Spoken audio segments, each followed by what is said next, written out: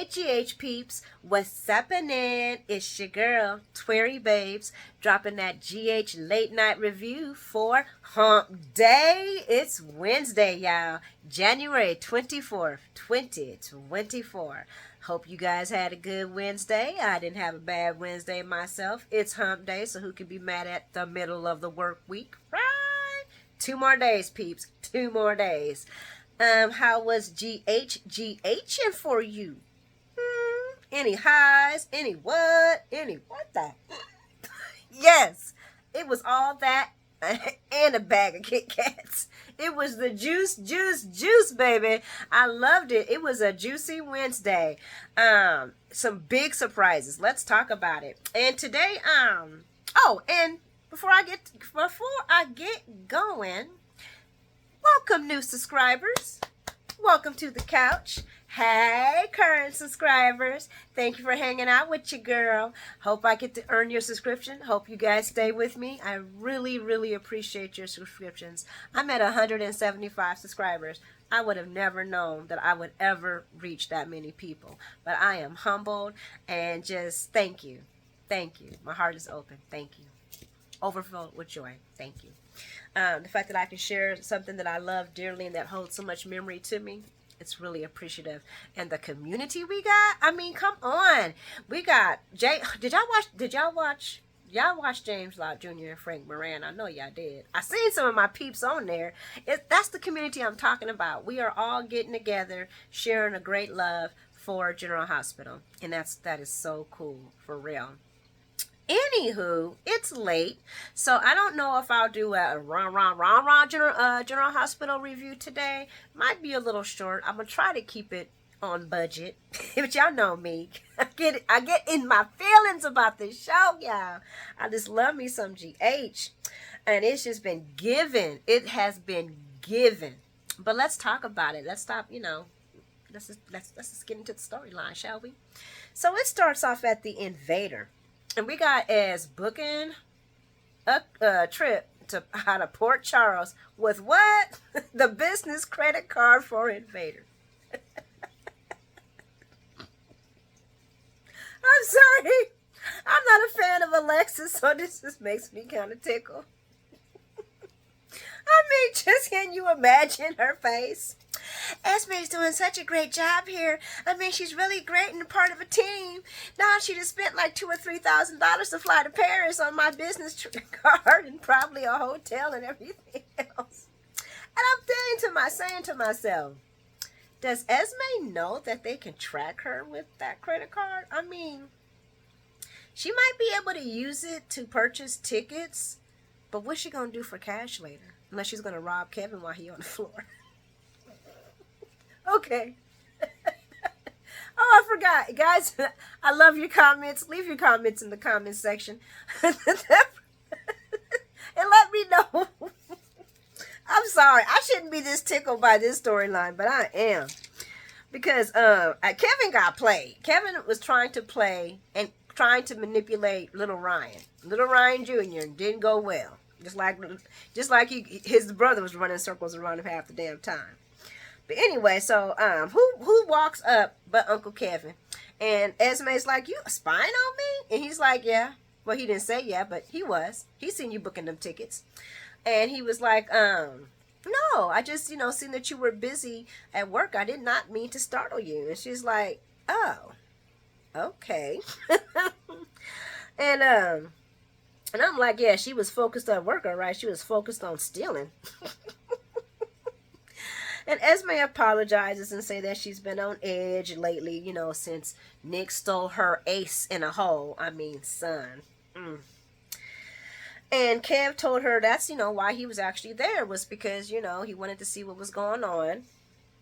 And, he was surprised that she wasn't at home with everything that's happening. And she was like, why would I stay at home?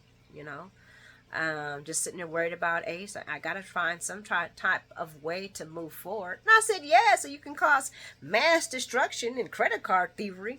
You ain't moving far nowhere but to a deeper jail cell, Esme. And everybody knows it. And she's like, but what other choice do I have? And, Uncle Kevin's like, well, you tell me. And this is when I'm starting to think he's stalling her. Because, she got the laptop to her chest. So then when she leaves, when she goes to the other side, or walks over to put the laptop thing down, he follows her right back. Like, he's like, you're not getting past me. I was like, oh yeah, this is definitely a setup. Plus, we know what Laura Lou doing right now. So it even made more sense. Too bad it didn't work out too well. And Esme tells him, that she's been through this before with the whole entire Uncle Victor taking little Ace then, and at least then, Spencer was there, and so she had another person that was connected to Ace that was there, but Nick took Ace, and Nicholas don't know Ace, and Ace don't know Nicholas, and the baby's going to be scared and confused, and he's like, well, I don't know about that. Baby should be fine. Nicholas, is going to take care of his son. And I'm like, don't none of y'all trust mixed Esme?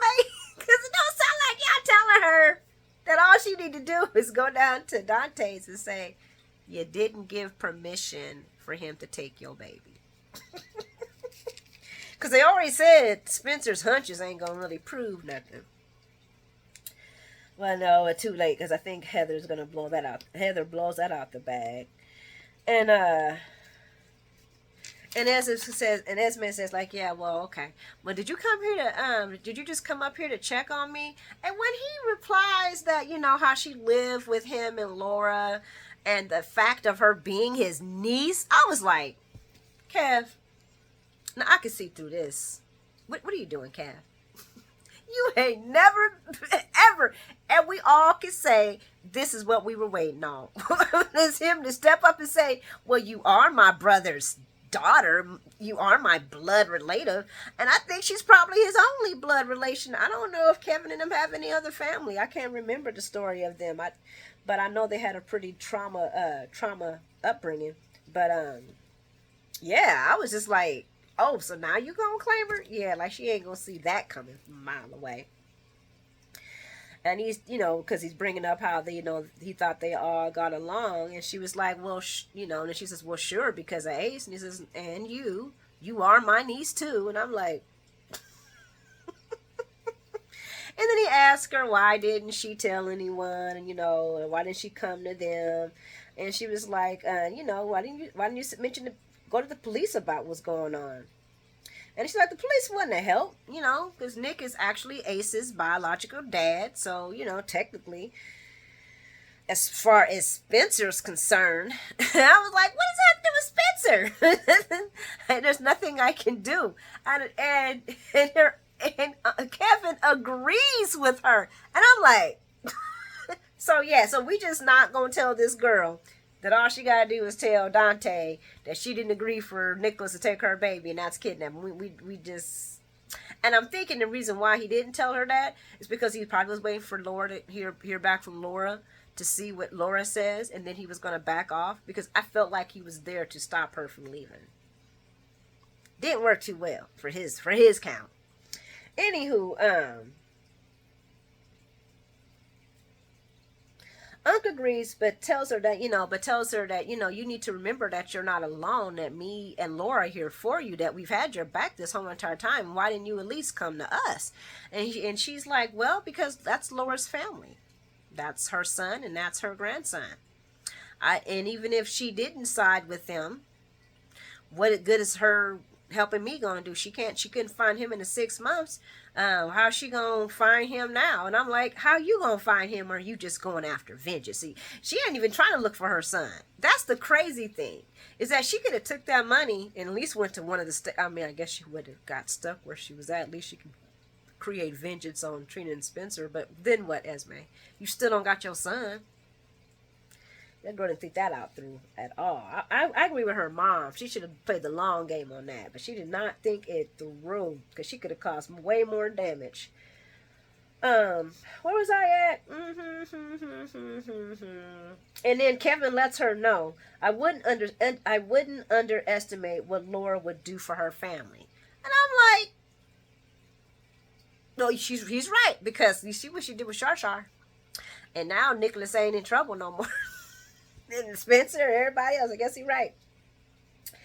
Ez tries to leave, but Unc says, no, no, no, no, wait a second. I don't think Alexis will mind us hanging out in the office a little bit more and chatting some more. And I'm like, yeah, he's stalling. This is a stall because Laura's doing her thing with Heather. So he's trying to get the clearance for Heather before he lets this crazy girl out of his sight. And he's like, what can I do to convince you that you do have people out there that can help you?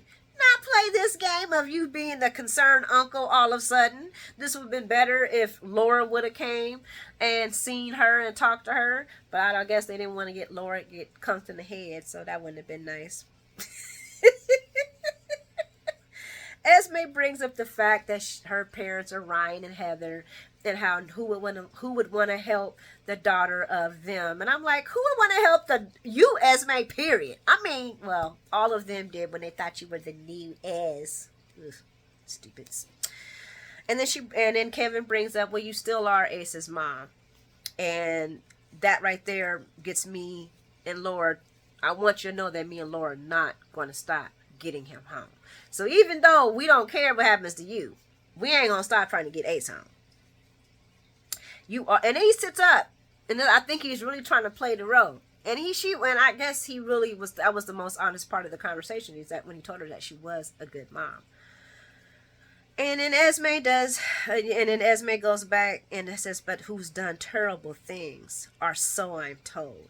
And I think she was playing like she was right then and there. I love that scene between her and Kevin because they were sitting across from each other, Ryanetta, and Uncle Kevin, and I think that I really love this scene between them.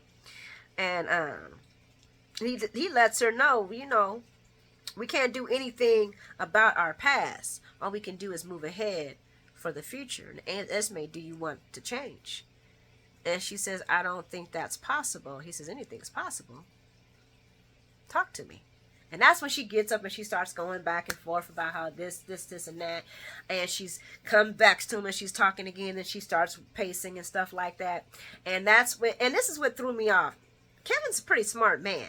He should have known it, but like I said, this is little Ryanetta, so maybe he got played by his niece. Next thing I know, she takes the white statue and binks him across the head and he just falls into fetal position. And I'm like, well, there goes that staller. That didn't work well.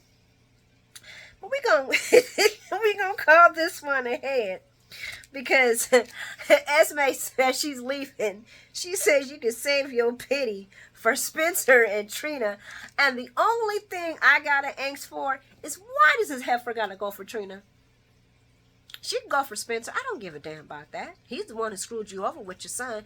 What is her hate for Trina? Trina ain't did nothing to this witch at all. And I do not want nothing to happen to my girl. That's all I'm going to say about that.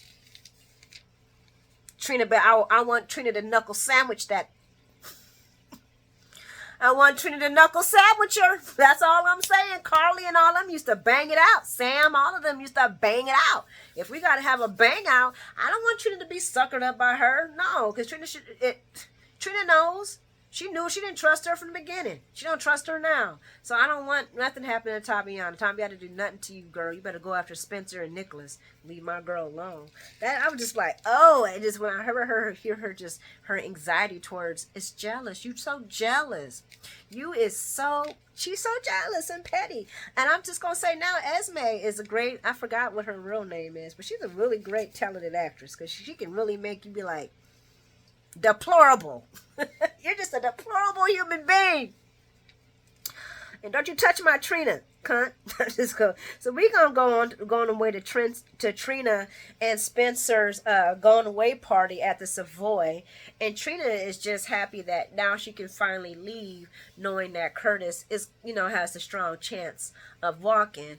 Curtis is just still stressed out because now he has the strong chance of walking, and he feels like he had more of a solid standing when he didn't know when he knew he had a possibility of remaining in the wheelchair for life. And I'm like, oh my gosh, man, can you stop with the we didn't even see you fall out that wheelchair. We didn't see you fall out the wheelchair. We didn't see no wheelchair incidences. I call crap. I don't like the fact that he couldn't be intimate with Portia. That's BS. Like a man, and I'm gonna tell you right now, people in wheelchairs, people with disabilities have the same desires that other people have. There is no change. And they do have stuff, if there is issues in there, that can help that disabled person live a very nice, productive life. The fact that they're making wheelchair bound people not be sexual makes me sick to my stomach. What would redeem me? What would redeem this? Nothing could redeem this. Nothing could redeem this but Curtis staying in the wheelchair and having to navigate real life in that wheelchair for at least a couple of more months. Seeing him fall, seeing him have, incidences, seeing him be intimate with his wife that he says he loves so much.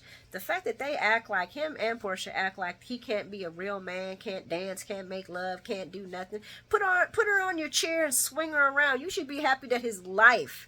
This man is alive, and Portia has forgot all about that. But then Portia forgets about a lot of stuff. Can't stand that.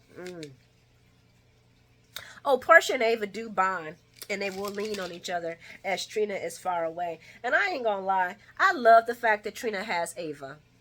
I really, really do. It's a perfect balance between her overbearing mother, which I understand, because Spencer does come with grief.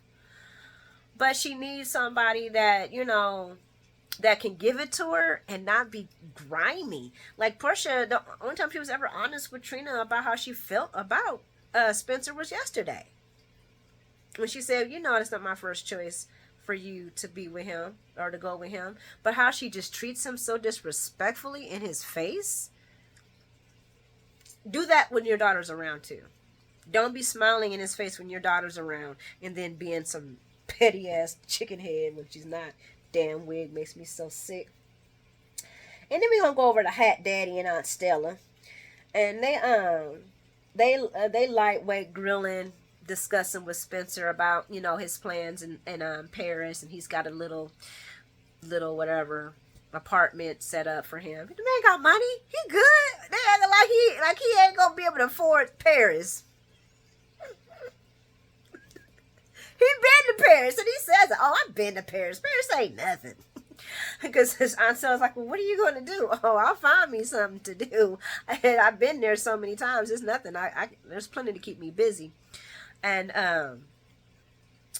Trina comes. She's like, "Are y'all done grilling my baby now?" And they're like, "Calm down, girl. We ain't grilling your man. You ain't got to protect him and, speak for him. Ain't that right?" Aunt Stella's like, "Ain't that right, Spencer?" And he's like, "Yes, ma'am." Now, that was some truth. That was truth. Yeah, that's how uncles and aunties act.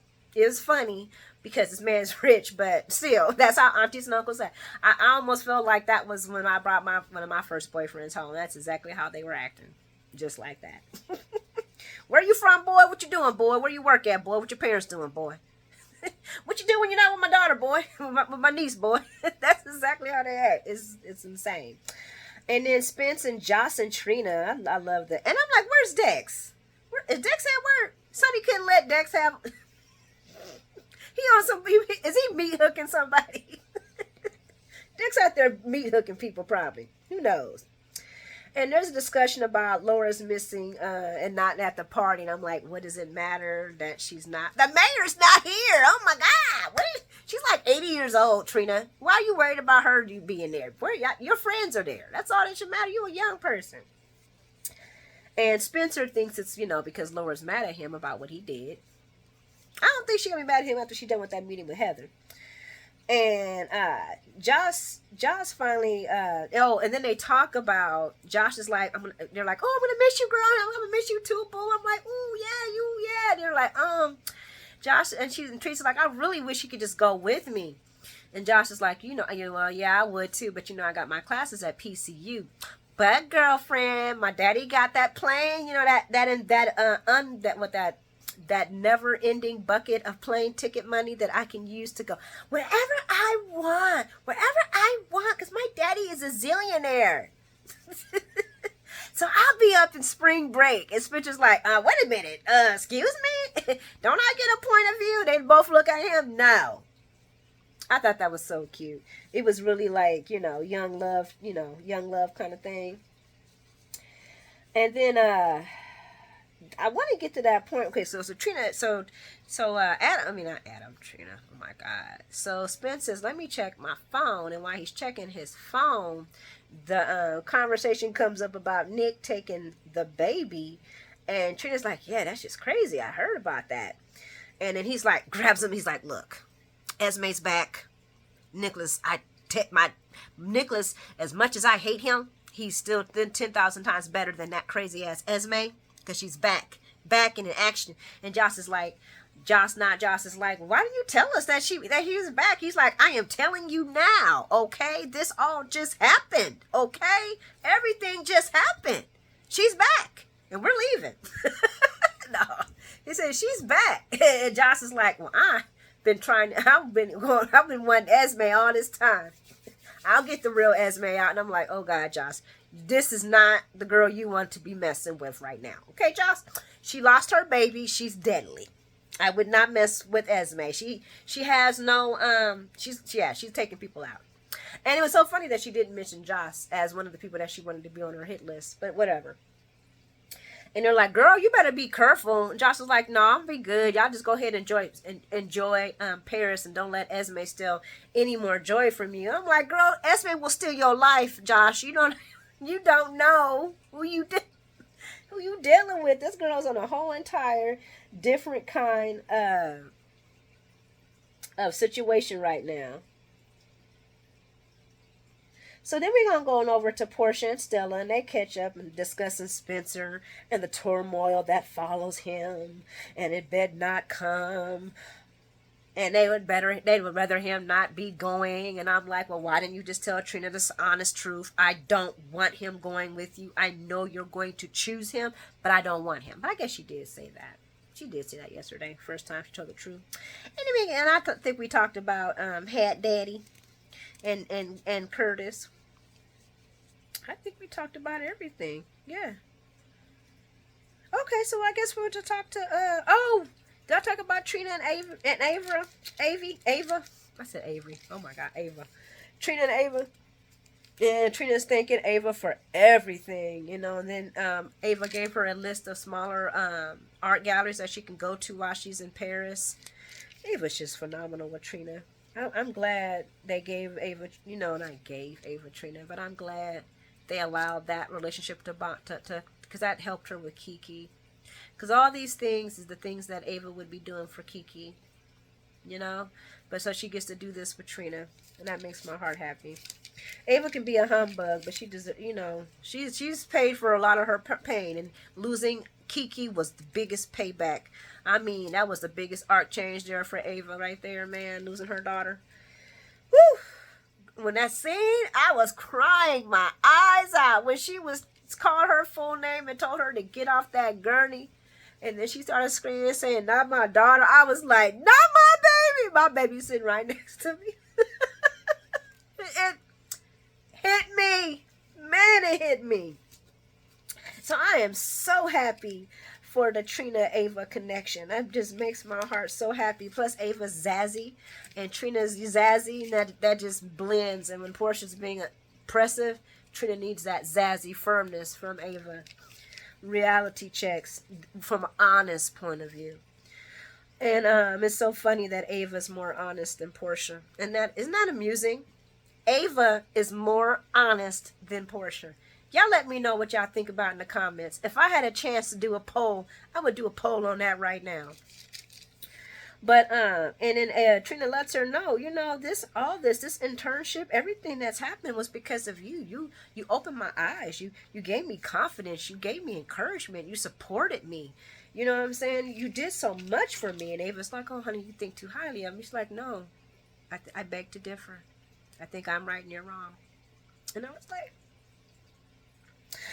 and then we're going to go to my least favorite conversation, Spencer and Portia. And Spence tells Portia to thanks for including him in the party.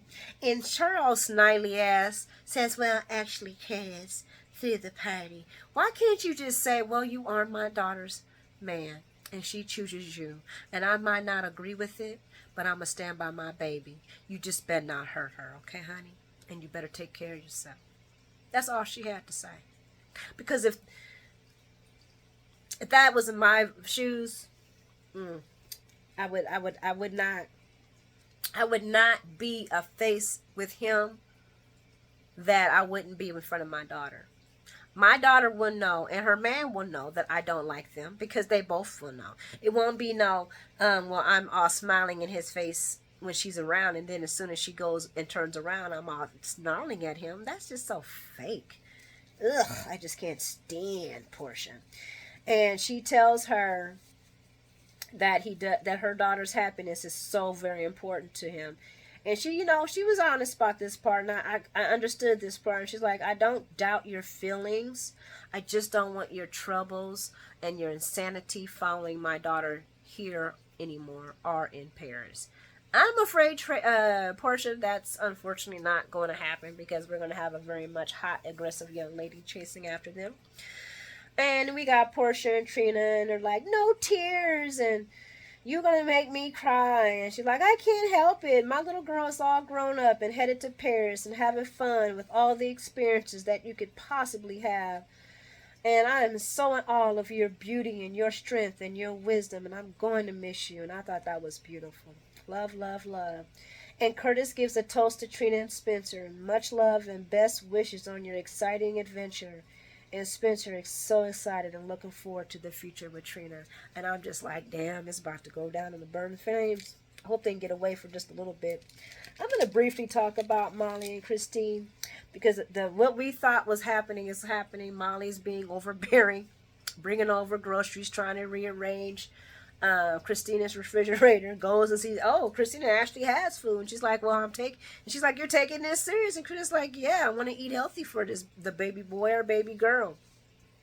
And while they're talking about it, and Christina's like, well, I don't think, I should test because I can get a false negative or a false positive. And if we wait a couple of days, everything will be legit and we can go in, get the blood drawn. And Molly's sitting here like, oh, yeah, you're right, but I would love to find out now. And And she's like, yeah, but I just think we should wait. But anyway, let me tell you about what happened at my job. Now, this guy was acting da-da-da-da, and Molly ain't thinking nothing about what she's saying. And she's just sitting there, and then she just pops up with this test. And I'm like, I want something to happen to make this storyline change traction quick, because this is just not, this is not it. I don't know. I think this is on the level of Fliz. This might even be a level above Fliz. Because I do know from spoilers, because eventually Christine does take the test because they're Molly's just like, so they do take the test. The test comes out that she's pregnant. They're all hugging, and but then sneak spoilers say that she's not pregnant because she's holding her sister. So I think that's more, in vitro's never just, oh, we have one time and now we're pregnant. It does not work like that all the time. Yeah, they do have those when it's the first time takes and it's like, yay, but sometimes it takes more than once. So I like, if they're going to drag it out a little bit more, please.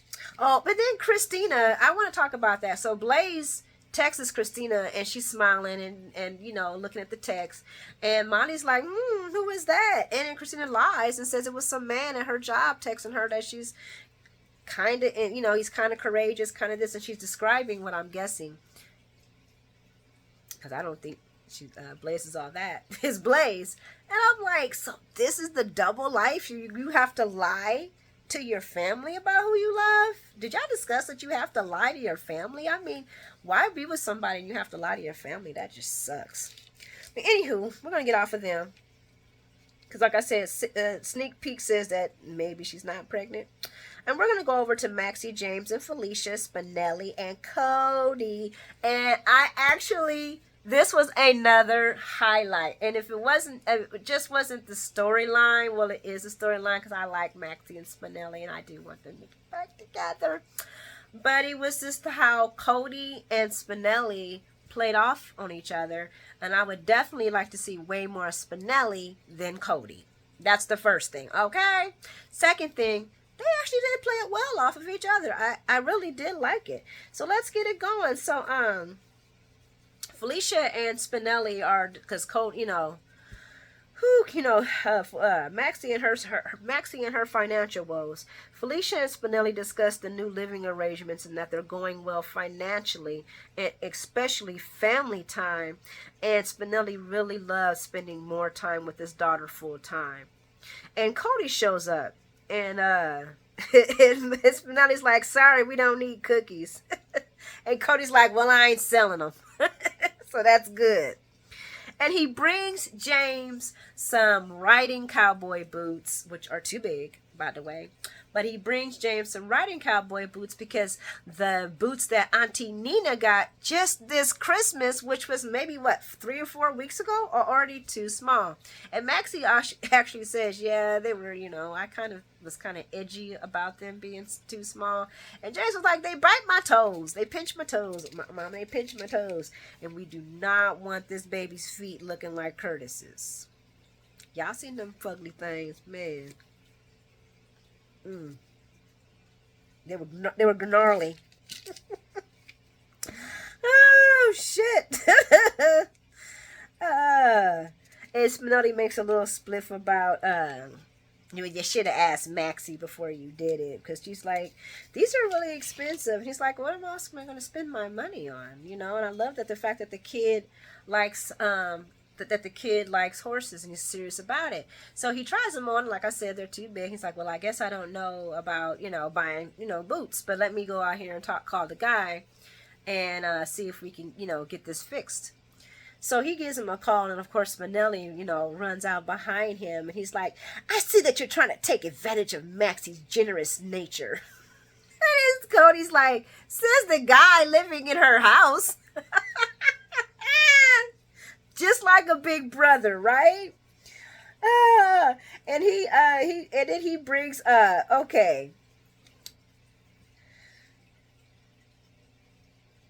Oh, and then I was gonna go off on him and them talking, but I wanted to talk a little bit about little James offering to have him take the boots back so they could use the money to pay Mama's bills. I was like, Maxie's financial situation hits home to a lot.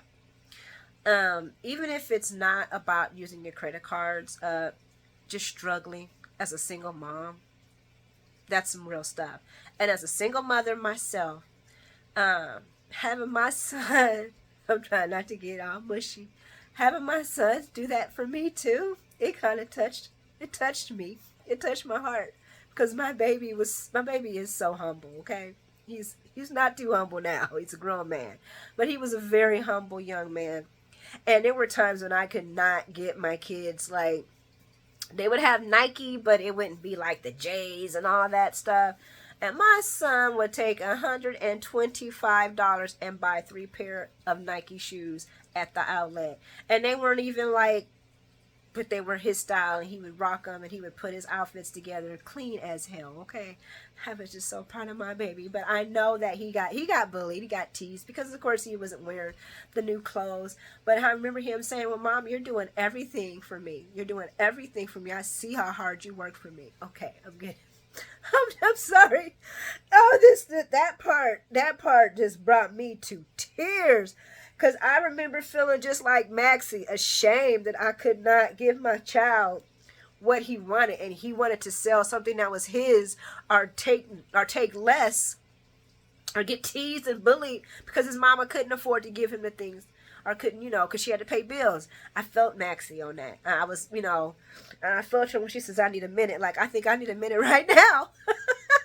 But that was so beautiful. And I just love me some little James, honey. But anyway, Cody gets the boots switched out, and Spinelli explains his position and current apartment situation, and that's why he's here.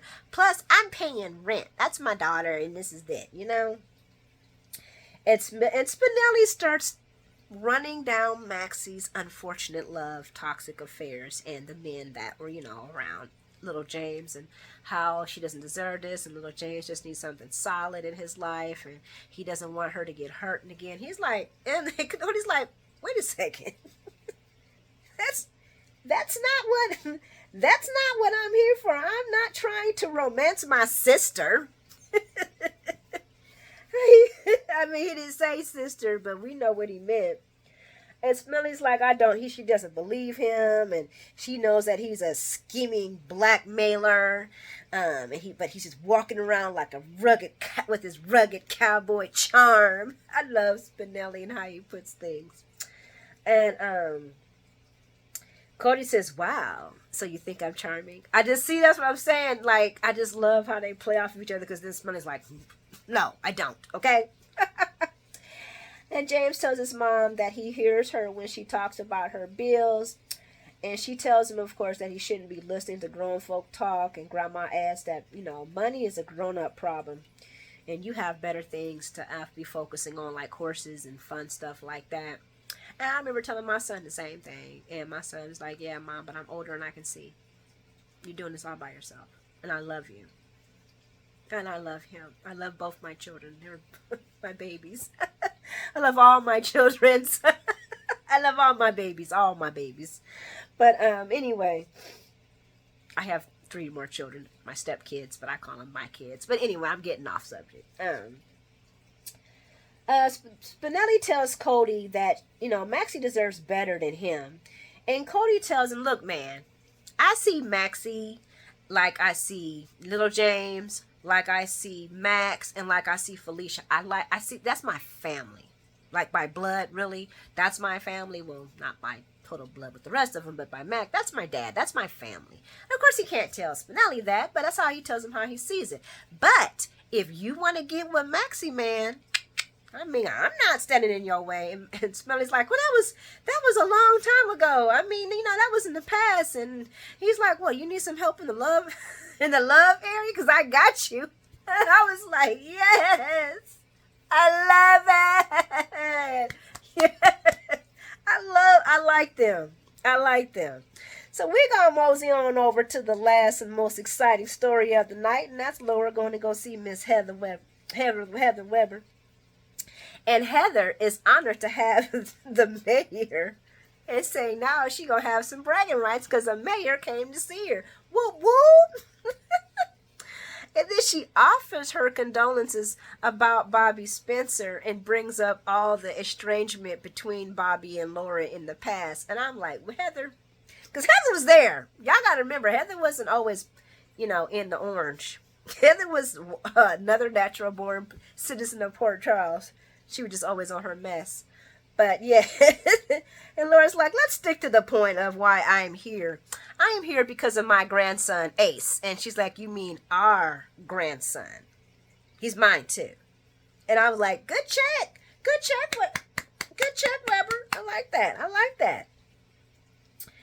And she tells Laura all about Esme visiting her and telling her about Nicholas and everything. And Laura's like, what were you talking about? Why is she visiting you? And I'm like, yeah, Laura Lou, playing naive. Oh, she eating a big piece of humble pie, like, man. And she's like, because she needed her mama. Then she asks Laura, "So how is Leslie?" Don't use the word Lulu. Y'all talk anymore? I mean, how is that? What is that? What's going on with that? She was fucking with Laura. I love Heather. Anytime they can bring Heather on and have her do some lines, I'm for it. I wish they could just bring her back, period. Because I love me some Heather. We need something to make these stories not so blah. And Laura Lou wants to stay focused on Esme and tells Heather that how is this all possible when at one time Esme was terrified of you? Because your son, your horrible, weak-ass son, kidnapped her child. Laura says, yes, but Nick's the father. So there's nothing we can do about that. And I'm like, what the fuck? I mean, there is something you can do. You can tell Esme, you go down there and you tell them police that you did not say that Nicholas can take this child. That then would be kidnapping. Okay, Laura, I guess. I mean, yeah, we're not helping Esme, but I guess. And then she says, and, technically, that's not kidnapping. I was like, and that's when, and that's when, and that's when Heather's like, and that's why she came to me. That's why she came to me, because of this bullshit right here. You're showing me what y'all did to my daughter. And she's like, and that's why she came to me, because I'm the only person that she can trust. And Laura Lou still don't believe her, and that, you know, she hasn't even known her that long, you know, not ever since Ace was born. And in that half of that time, she didn't even remember who she was. And I'm like, you talking all this stuff about what this girl's going on, and she already done knocked your man out. She already done laid your man out, Lord. Before you, and then she said, Heather confirms Laura Lowe's question of Esme getting her memories back on Christmas, and brings up how she was kept a prisoner. And Laura asked a dumb question: why wouldn't she tell me? Why would she tell you, Laura Lou? You made her turn herself in for that stuff she did with Ava. Well, she gonna tell you the rest so that you could make herself turn herself in for being her having all those charges on her. And Heather brings it up. She's like, because she's got charges hanging over her head. Come on, that's the dumbest question ever, Laura Lou. Come on now. And then she brings and Laura Lou asks, well, why she telling her. And then Laura Lou asks, well, why are you telling me? You know I'm the mayor, and I'm going to go straight to the police. We know that. And Heather's counting on you to do that. And she says, so my baby can be with me, her mother. Laura's like, what the fuck? Why would you want Esme to go to prison? So I can look out for my baby. Girl, I tried to tell her to leave town and she refused. She said it was all about Ace, but she is hell bent on revenge. And the top of her hit list is Spencer and Trina. Heather tells Laura that she knows Esme better than anybody else. And Laura like, you know her. You've only known her less than a year. And she's like, well, what you don't know is I've seen the real Esme.